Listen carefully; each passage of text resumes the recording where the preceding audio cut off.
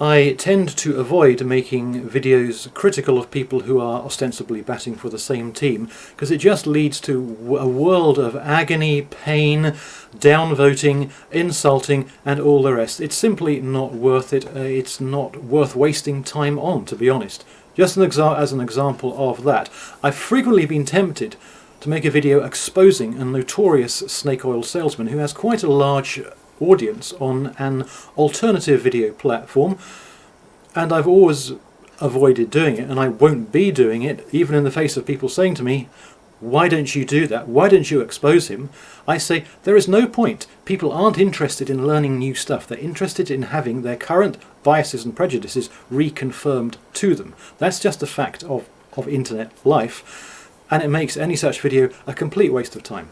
And on that point, if anybody wants to know who I'm talking about, I'm not going to say on screen, but if you ask me in the comments, I will say that. I won't go into any more details, however. That said, this particular person here is not anything that you could regard of as a cult leader, so I think I'm on reasonably safe territory in being a little bit exposing, shall we say, here. Look, I'm going to be honest with you. If that happens, I'm going to take a vaccine. Cuck? Are you? No.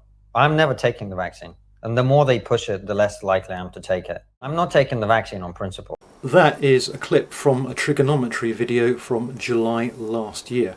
And it's relevant not because the speaker, Konstantin Kissin, is some kind of a big shot, far from it, but because what he did was to nail what I would say is a philosophical truth, or you might simply say is a powerful argument. And that is, the extent to which something is being coerced is equal to the extent to which you should oppose the coercion. And he nailed it absolutely on the head beautifully. I'm never taking the vaccine. And the more they push it, the less likely I am to take it. I'm not taking the vaccine on principle. Bloody-actly. That was so unexpectedly impressive that I reposted it on Twitter, and I won't repeat the words out of sheer embarrassment, but you can obviously read them there. Now, fast forward 5 months to the present day, and things have taken an unexpected turn. The reason that I am thinking about getting vaccinated is your natural immunity can't be boosted. So when it wanes, the only way you can boost it is by getting COVID again. I think this is an opportune moment for a back-to-back on that one. I'm never taking the vaccine. And the more they push it, the less likely I am to take it. I'm not taking the vaccine on principle. The reason that I am thinking about getting vaccinated is your natural immunity can't be boosted. The fellow in question here got the virus in the meantime. That is the only possible causal factor for this change of position, and it's very strange. The potential danger, the potential risk that the virus presents was as much known 5 months ago as it is now. The fact of potential immunity decline was also known in July last year as much as it's known now.